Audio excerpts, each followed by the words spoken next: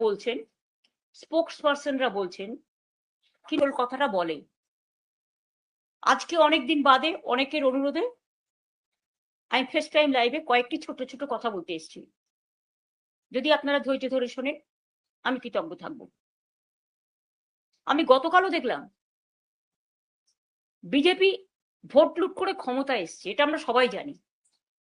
SIR লুট করেছে, vote লুট করেছে, কাউন্টিং লুট করেছে, সেন্ট্রাল ফোর্সকে দিয়ে কাউন্টিং সেন্টার দখল করেছে, হাইজ্যাকিং করেছে কাউন্টিং সেন্টার।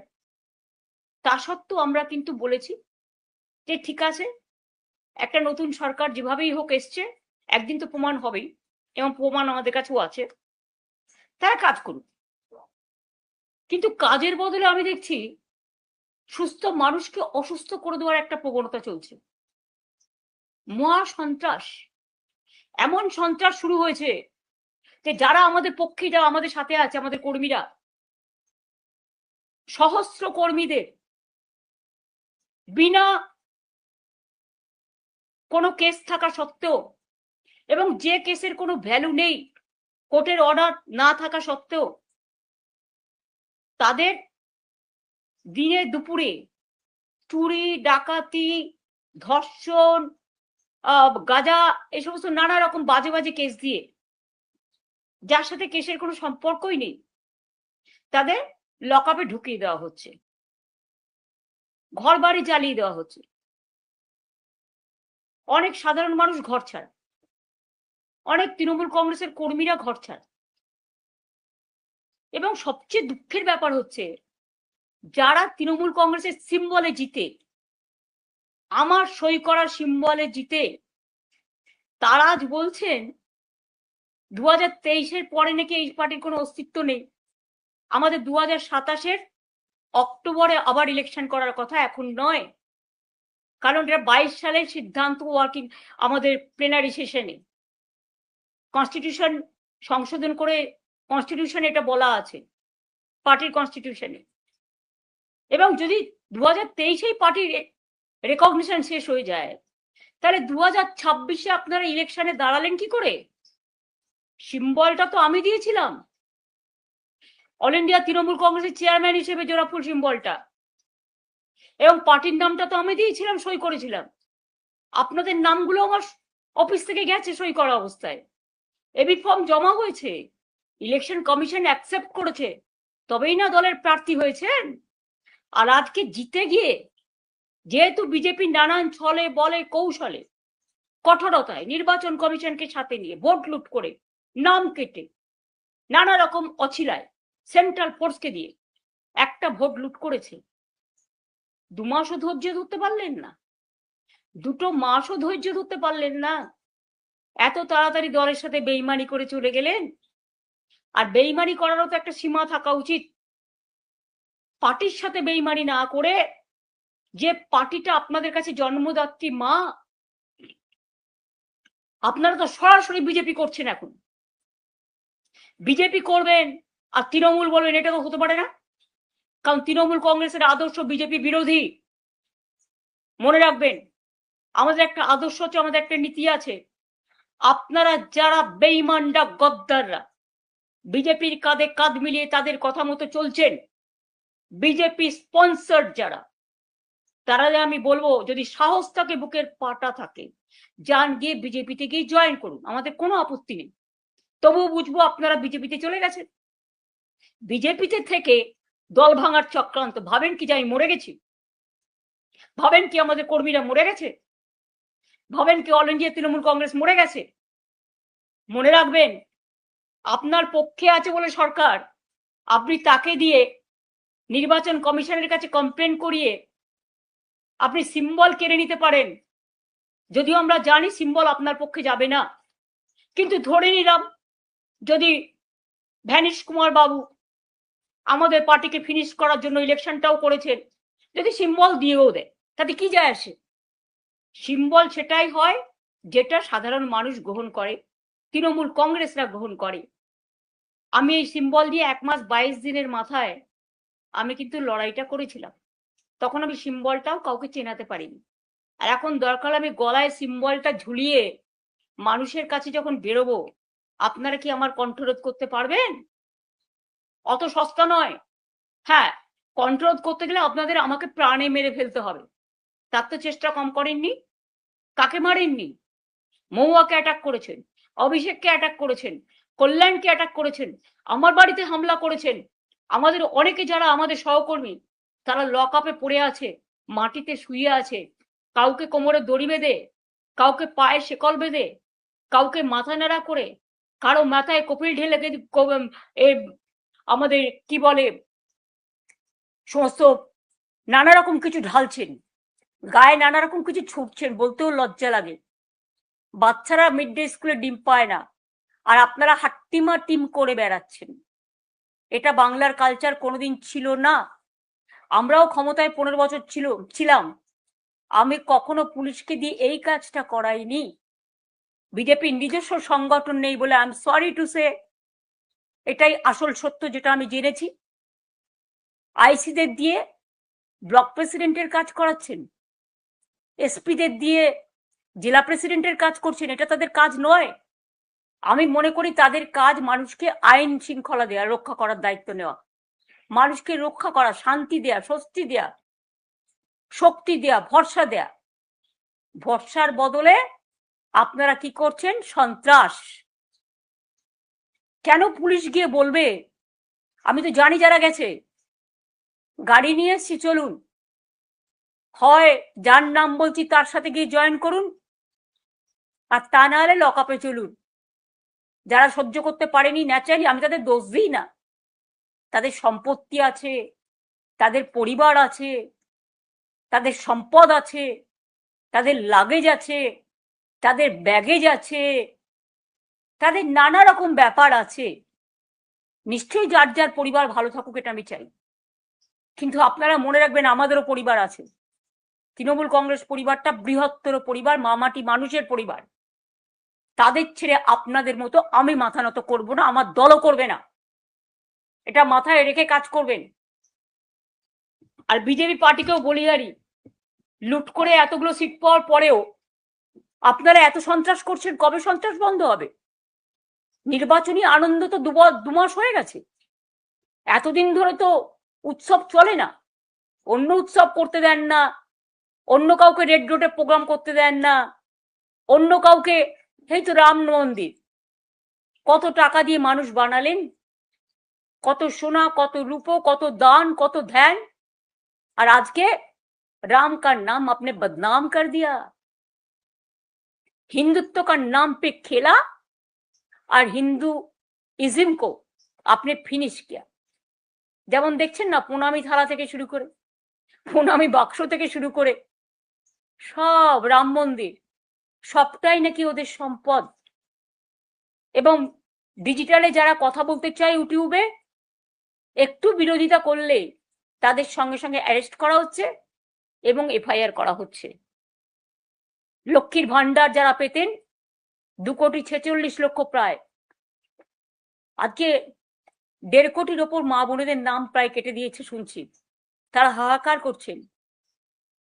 স্বাস্থ্যের চিকিৎসা জানি না কোথায় গিয়ে দাঁড়িয়েছে। মিড ডে মিলে যারা রান্না করতেন, মিড ডে মিলে যারা হেল্পার হিসেবে কাজ করতেন, তারাও আজকে হাহাকার করছেন। কাজ দেওয়ার ক্ষমতা নেই, কিল মারার গোসাই। লক্ষ লক্ষ মানুষের জীবন জীবিকা আপনারা কেড়ে নিয়েছেন। এমনকি বকটুয়ের একটা পরিবার আমার কাছে এসেছিল, যাদের 4 বছর আগে আমি চাকরি করে দিয়েছিলাম, পার্মানেন্ট চাকরি, সে চাকরি পর্যন্ত আপনারা কেড়ে নিয়েছেন। আমি যাদের চাকরি দিয়েছিলাম অনেক কর্মীকে আপনারা বসিয়ে দিয়েছেন। এত প্রতিহিংসা রাজনীতি কেন? আর গতকাল যারা গিয়ে তালা দিয়ে এলেন, ওটা ভাড়ায় ছিলাম আমরা। ভাড়াটা কতদিন পর্যন্ত ছিল? এই তার ডকুমেন্ট। এটা হচ্ছে 2027 সালের অক্টোবর পর্যন্ত অফিসটা আমাদের নেওয়া ছিল। কেউ গিয়ে বলছেন আমার নামে আমি সই করেছি। ব্যক্তিগতভাবে উনি সই করেননি, সইটা করেছেন পার্টি অথরাইজ করেছে বলে। কোনো ব্যক্তি চলে যেতে পারেন, কিন্তু ইনস্টিটিউশন চলে যায় না। এটা ইনস্টিটিউশনের সম্পত্তি, এটা মাথায় রাখতে হবে। আমি যেমন কারো ব্যক্তি সম্পত্তিকে দখল করতে পারি না, কারণ এটা তার ব্যক্তি সম্পত্তি নয়, এটা তার প্রতিষ্ঠানগত।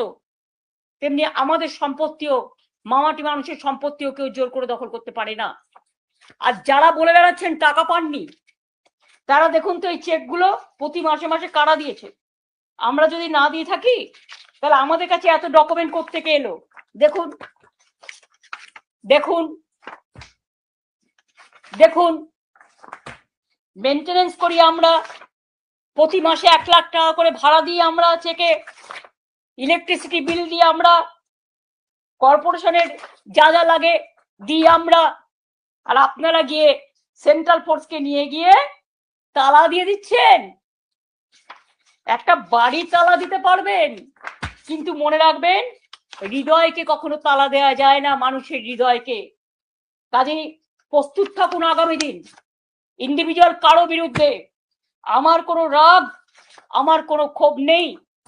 আমাদের পুরনো বিল্ডিংটা তৈরি হচ্ছিল বলেই, ভেঙে ভেঙে পড়ছিল বলেই আমরা একটা বিল্ডিং ভাড়া নিয়েছিলাম, রীতিমতো চেকে ভাড়া দিই। আর কত ডকুমেন্ট দেখতে চান? আমি আপনাদের পরপর একটার পর একটা সব দেখিয়ে যাব, সেটা ব্যাপার নয়। আপনারা কি বললেন? ভাড়া পান না। কেউ আবার বললেন আই এম অথরাইজড। অথরাইজ ছিলেন তখন, এখন নয়। এখন আপনি দল বদলু, অন্য জায়গায় গেছেন। আপনারা ভালো থাকুন, আপনাদের পরিবার ভালো থাকুন, আপনাদের সম্পত্তি ভালো থাকুন। যে অ্যারেস্ট হয়েছে সে ছাড়া পাক। আমি জানি ফেস টাইম আমরা করি লাইভ, মানুষকে লাইভ দেখানোর জন্য। আর আপনারা যে ফেস টাইম লাইভ করছেন সেটা হচ্ছে আপনাদের নিজেদের বাঁচানোর জন্য। তাহলে যারা আজকে লড়াই করছে, জীবন দিচ্ছে, আজকে প্রায় 14-15 জন সুইসাইড করেছে, মারা গেছে, সুইসাইড এবং মারা গেছে, তাদেরটা কি হবে? একবার ভেবে দেখেছেন কি? কোথায় টাকা জমা দিয়েছে কারা? তৈরি করেছে কারা? আজকে কি আপনারা তালা দিয়ে চলে এলেন? এফআইআরও করা হয়েছে, কেন দিলেন?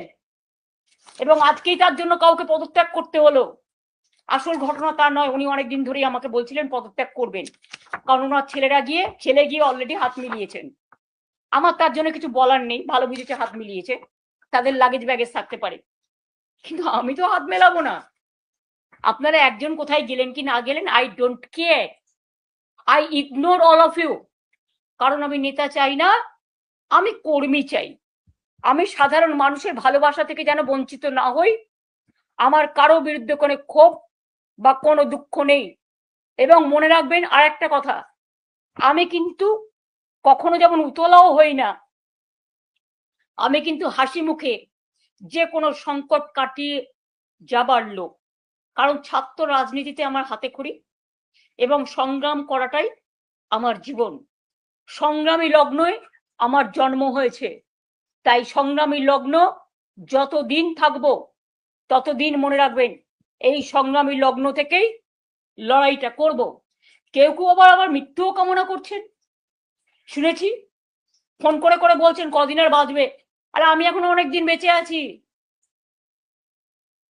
আর আমার পরের জেনারেশনও বাঁচবে, তারপরের জেনারেশনও বাঁচবে, তারপরের জেনারেশনও বাঁচবে। কেউ কেউ মাথা নত করতে পারে, কিন্তু কেউ আবার দলের পতাকাটাকে আঁকড়ে ধরতেও পারে।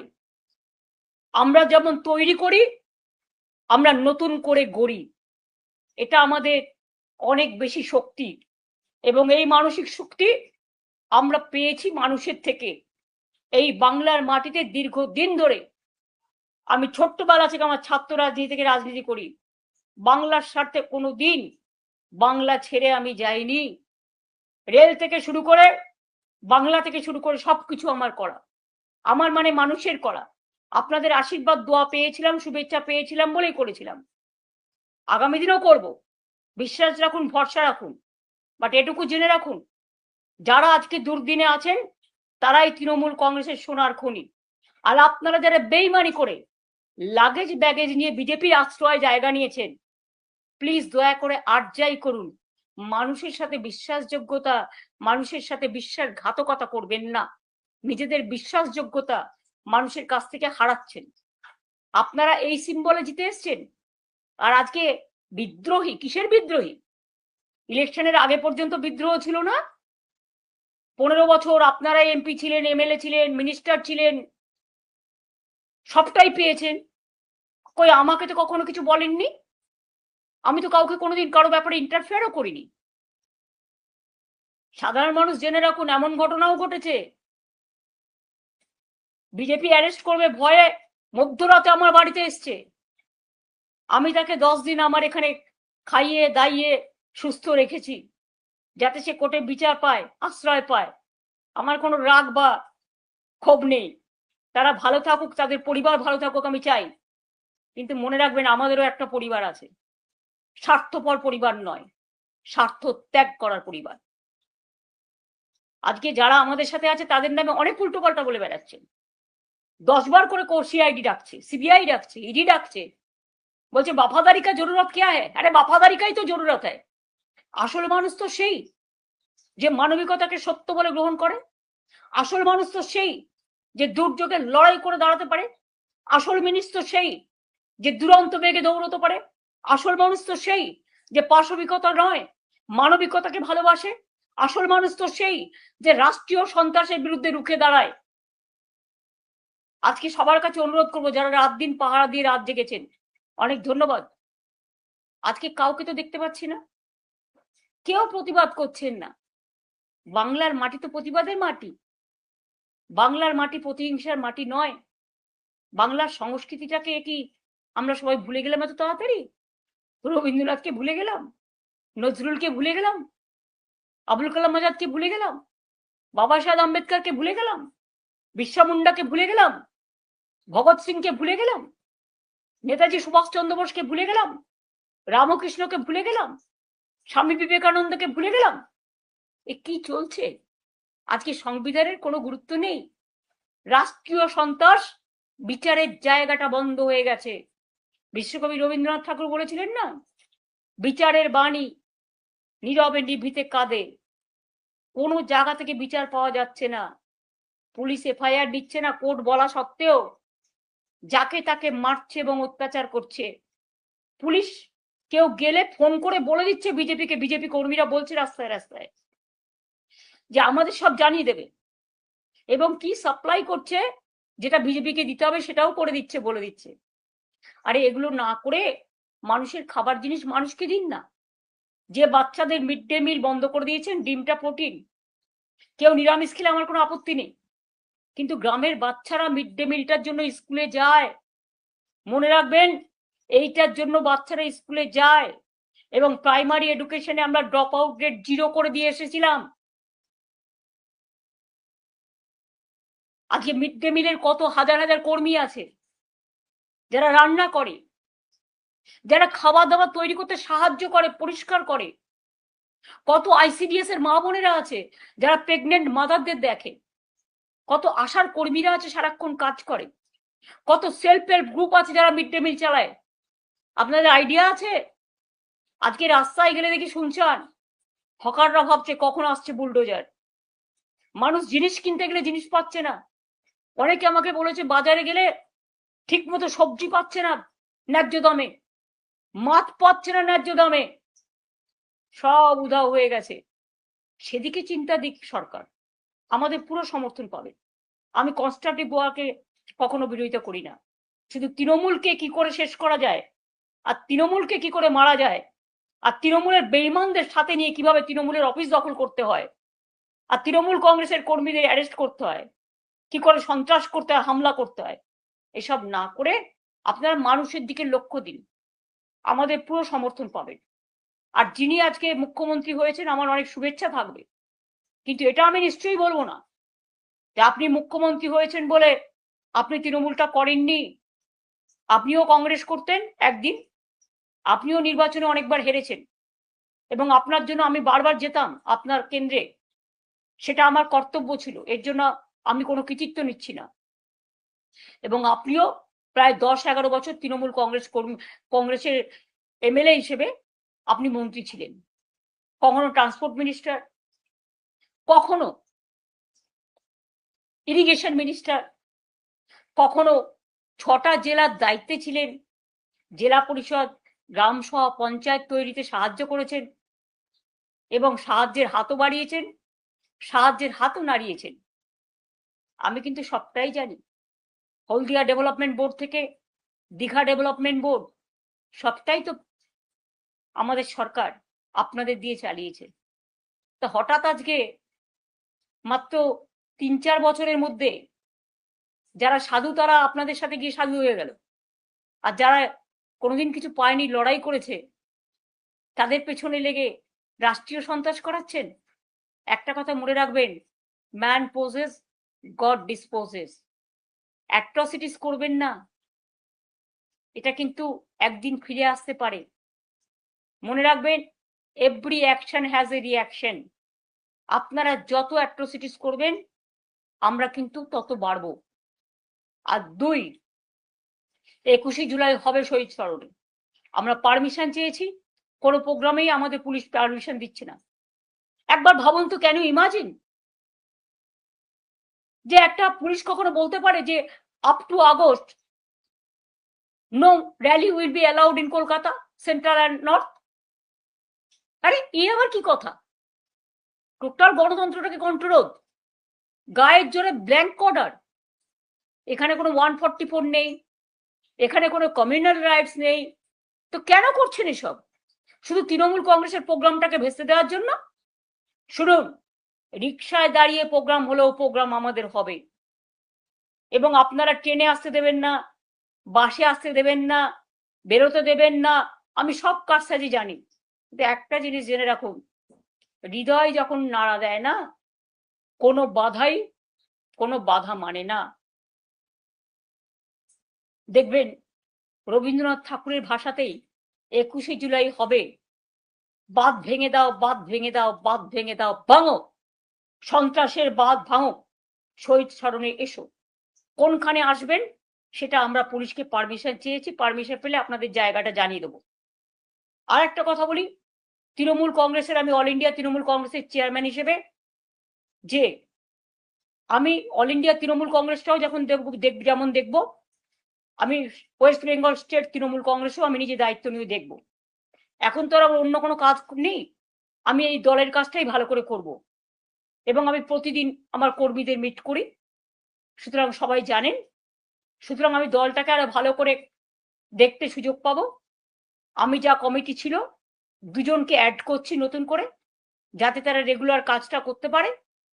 এবং আমার অফিসটাই মনে রাখবেন, তৃণমূল কংগ্রেস জন্মের আগে থেকে এই 30B হোল স্টেটের ডিস্ট্রিক্টটাই তৃণমূলের অরিজিনাল অফিস হিসেবে কাজ করত, আজও করে, ভবিষ্যতেও করবে। এবং আমি 2টো জেনারেল সেক্রেটারি অ্যাড করছি পার্টিকে সাহায্য করার জন্য, একটা মদন মিত্র আর একটা কুণাল ঘোষ। অন্য কমিটি মেম্বার যারা আছে তারা অ্যাজ ইট ইজ যেমন ছিল থাকবেন, শুধু স্টেট প্রেসিডেন্টের কাজটা আমি নিজে দেখে নেব। সুব্রত বক্সি, আমি কালকে তাকে দেখতে গিয়েছিলাম, তিনি অসুস্থ আছেন। তিনি যতদিন সুস্থ না হবেন, তিনি স্টেট প্রেসিডেন্ট ছিলেন, তিনি স্টেট প্রেসিডেন্ট অসুস্থ হয়ে যাওয়ার পরে একজন কাউকে অস্থায়ীভাবে দেখতে দেওয়া হয়েছিল, এবং যিনি ভাইস প্রেসিডেন্ট ছিলেন তিনি অ্যারেস্ট ছিলেন, তাই সেদিন কাউকে একটা রাখতে হয়েছিল, তাই রেখেছিলাম। সুতরাং আজ থেকে দায়িত্ব আমি নিজে নিচ্ছি, এবং আমার 2টো জেনারেল সেক্রেটারি আমি স্টেটের করে দিচ্ছি। All India general secretary Abhishek Banerjee আছে, ডেরেক মহুয়ারা সবাই অল ইন্ডিয়া কমিটিতে আছে, শোভন দ্বারা। আমি 2টো জেনারেল সেক্রেটারি কুণাল ঘোষ আর মদন মিত্রকে করে দিচ্ছি। বাদ বাকি যে সংগঠনগুলো আমরা ছাত্র করে দিয়েছি, যুব করে দিয়েছি, আমাদের আইএনটিটিউসি করে দিয়েছি, আমরা কিষাণ মজদুর করে দিয়েছি, ক্ষেত মজদুর করে দিয়েছি, লেবার করে দিয়েছি, অন্যান্য যেগুলো আছে সেগুলো আমরা করে দিচ্ছি। কাজে আমি নিজে দায়িত্ব নিয়ে দেখব, নিশ্চিন্তে থাকতে পারেন, চিন্তা করবেন না, আমরা আছি, ছিলাম এবং থাকবো। আমি চেয়ারকে কেয়ার করি না, আমি কর্মীদের কেয়ার করি, ওরাই আমার সম্পদ। আর আমি মানুষকে কেয়ার করি, যতদিন বাঁচবো মানুষের জন্য বাঁচবো আর কর্মীদের জন্য বাঁচবো।